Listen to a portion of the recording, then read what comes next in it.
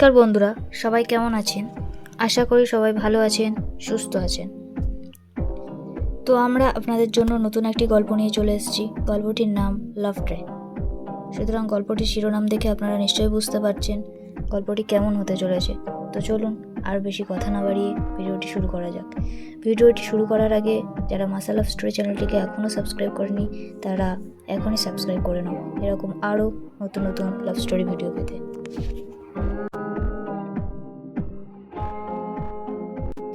ঘটনাটি ঘটেছিল 21 অক্টোবর 2023 সকাল 7:45 নাগাদ, দুর্গাপুজোর সময়, সপ্তমীর দিন, শনিবার। ভাবনা তার বোন আর মেশোর সাথে বেরিয়েছিল ঠাকুর দেখার জন্য। 8:08 লোকাল ট্রেনটি ধরার জন্য তারা প্ল্যাটফর্মে আসে। মিষ্টু সেই একই ট্রেনটি ধরার জন্য তাড়াতাড়ি প্ল্যাটফর্মের দিকে আসছিল, আর সেখানে মিষ্টির সাথে ভাবনা ধাক্কা লাগে। আর প্রথম দেখাতেই দুজন দুজনের প্রেমে পড়ে যায়, কিন্তু কেউ কাউকে কথাটা মুখ ফুটে বলতে পারছিল না। শুধু নির্বাক হয়ে দুজন দুজনের চোখের দিকে তাকিয়েছিল।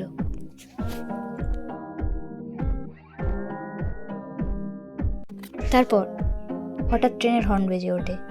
ওরা চমকে ওঠে আর তাড়াতাড়ি দুজনেই উঠে পড়ে। এরপর ভাবনার মিশু বলে,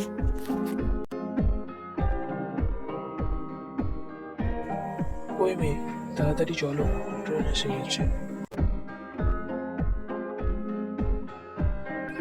যদি কিছু মনে না করেন একটা কথা জানতে পারি? ও হ্যাঁ, নিশ্চয়ই, বলো। আপনারা কি এই ট্রেনেই যাবেন?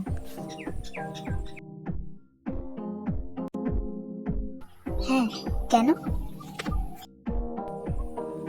না, আসলে আমি ওই একই ট্রেনে যাব, তো তাই ভাবলাম সবাই একসাথেই যাওয়া যাবে গল্প করতে করতে, আর আপনাদের পরিচয়টাও জানা যাবে। সত্যি? ও, তাহলে তো ভালোই হবে। চলুন তাড়াতাড়ি ট্রেনে ওঠা যাক।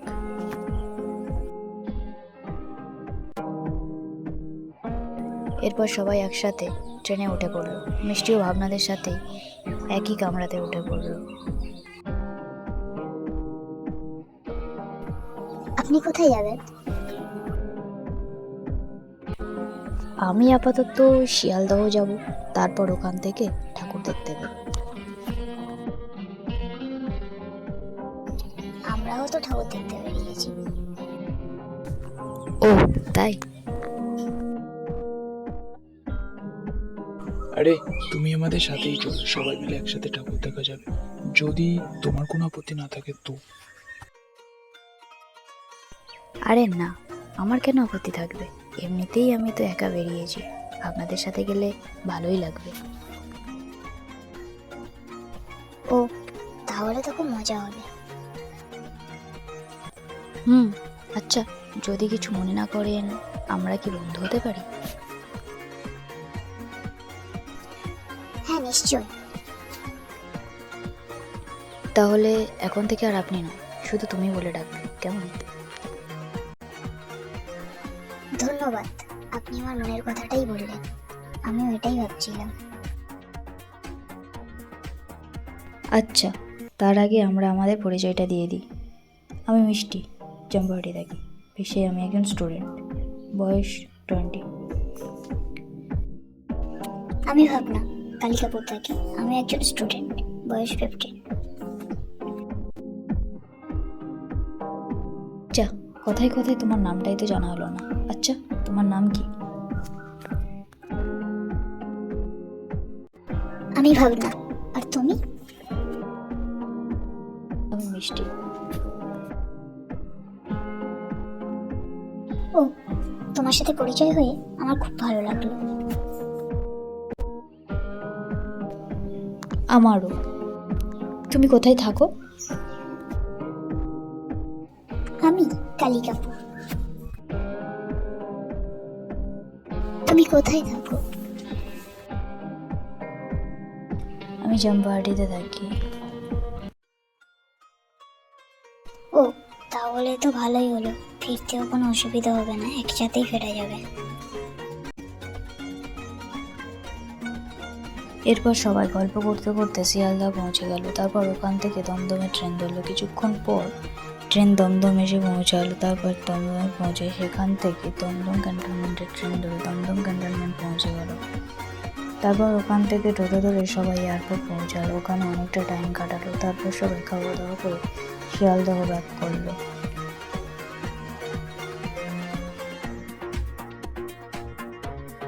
শিয়ালদহ নেমে সবাই ঠাকুর দেখার উদ্দেশ্যে হাঁটতে শুরু করে দিল। তখনই হঠাৎ ঘটলো আসল ঘটনা। হঠাৎ ভাবনা মিষ্টির হাতটা আলতো করে স্পর্শ করলো। মিষ্টি তখনই যেন ইলেকট্রিক শক খেল। তারপর মিষ্টি ভাবনার চোখের দিকে দেখলো আর ভাবনাও মিষ্টির দিকে দেখতে থাকলো। তারপর মিষ্টি ভাবনার থেকে চোখটা ফিরিয়ে নেয়, আবারও হাঁটতে থাকে। কিছু দূর যাওয়ার পর তারা একটা পুজো প্যান্ডেলে ঢোকে। লাইন দিয়ে মানুষের ভিড়ে তারা ঠাকুর দেখতে শুরু করলো।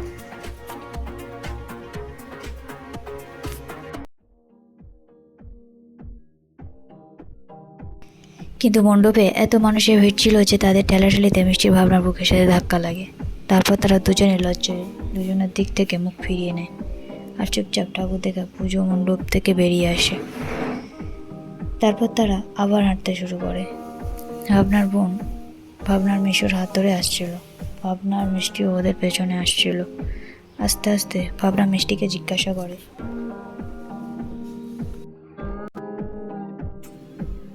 কি হলো, কথা বলছো না যে? সরি, আমি সত্যিই দুঃখিত। আমি তখন ইচ্ছাকৃত কিছু করিনি, বিশ্বাস করো। আমি কি তোমাকে কিছু বলেছিই নি? আর আমার তোমার প্রতি যথেষ্ট বিশ্বাস আছে। আমি জানি তুমি তখন কিছু ইচ্ছা করে করোনি। ধন্যবাদ। একটা কথা বলবো তোমাকে? বলো, কি বলবে?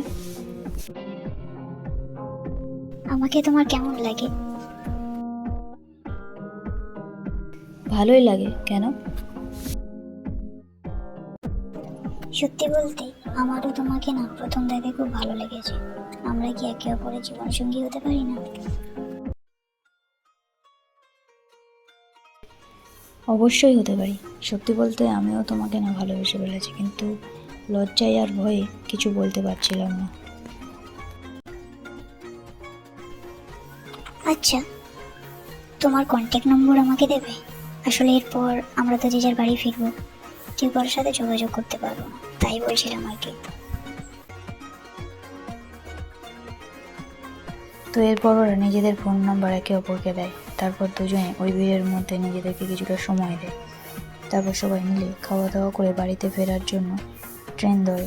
ট্রেনে আস্তে আস্তে ভাবনা মিষ্টি দুজনে অনেক গল্প করে, অনেক ভালো সময় কাটায়। দুজন দুজনের অনেকটা কাছে আসে।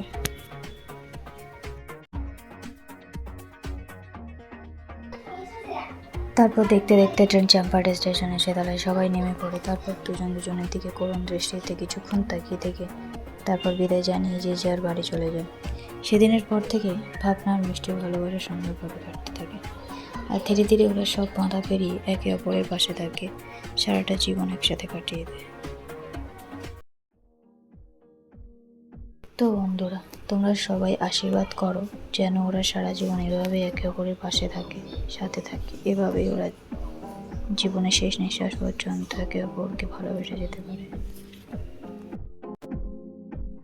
তো বন্ধুরা, ভিডিওটি কেমন লাগলো অবশ্যই কমেন্টে জানাবেন। আর ভিডিওটি ভালো লাগলে লাইক শেয়ার করবেন। আর হ্যাঁ, চ্যানেলটিতে সাবস্ক্রাইব করে দেবেন। দেখা হবে নেক্সট ভিডিওতে। সুতরাং ততক্ষণ সবাই ভালো থাকবেন, সুস্থ থাকবেন। ধন্যবাদ।